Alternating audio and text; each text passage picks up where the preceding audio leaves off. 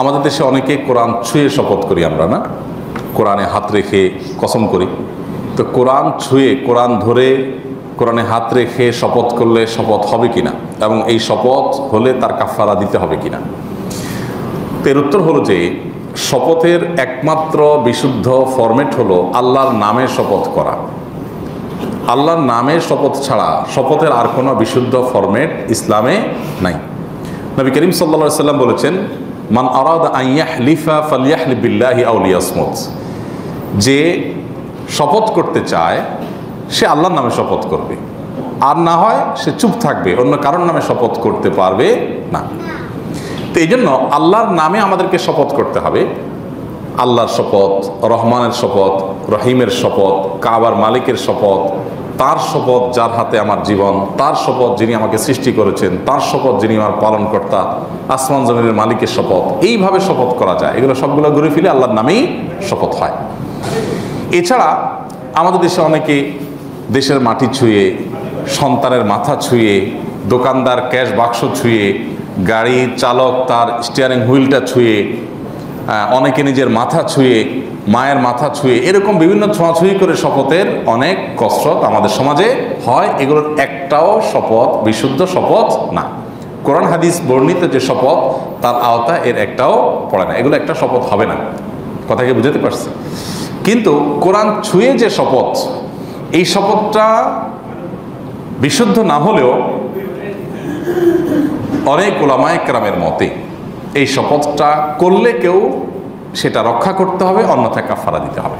কিন্তু এই পদ্ধতিটা সঠিক না। ভুল পদ্ধতিতে করা সত্ত্বেও যদি কেউ করে ফেলে তাহলে তাকে এই শপথ রক্ষা করতে হবে, আদারওয়াইজ তাকে কাফারা দিতে হবে। এই শপথটাও সঠিক না কেন? কারণ নবী করিম সাল্লাল্লাহু আলাইহি সাল্লাম, সাহাবায়ে কেরাম তাদের যুগে চামড়ায়, চাড়ায় যেখানে কোরআন লেখা ছিল এরকম কোনো কিছু স্পর্শ করে তারা শপথ করেছেন, ধরে ছুঁয়ে শপথ করেছেন, এরকম কোনো নজির কোরআন হাদিসে পাওয়া যায় না। এই জন্য এরকম ধরে শপথ করা কোনো বই, কোরআনের আয়াত, শপথ ছুঁয়ে শপথ করা, ধরে শপথ করা, এরকম কোনো নজির ইসলামে নাই, কোরআন হাদিসে নাই। বিধায় এটা কোনো সঠিক শুদ্ধ শপথ না।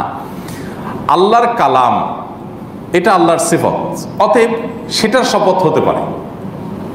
মূলত আমাদের দেশে যারা কোরআন ছুঁয়ে শপথ করেন, অনেকে হয়তো আল্লাহর কালামের শপথ করছেন, সেটাই তিনি বোঝাচ্ছেন। বাকি পরিভাষাটা হলো যে ওটা ছুঁয়ে শপথ করা। যদি এই পরিভাষা সুন্নাহর খেলাফ পরিভাষা হওয়ার কারণে এটা অশুদ্ধ শপথ, এভাবে আমরা শপথ করব না। তথাপি যদি কেউ করে ফেলে, যেহেতু এটাকে ঘুরিয়ে ফিরিয়ে শপথের ক্রাইটেরিয়ায় ফেলা যায়, অর্থাৎ আমাদের পরিভাষা এটাকে আল্লাহর কালামের শপথ, আল্লাহর সিফাতের শপথ হিসাবে গণ্য করা হয়।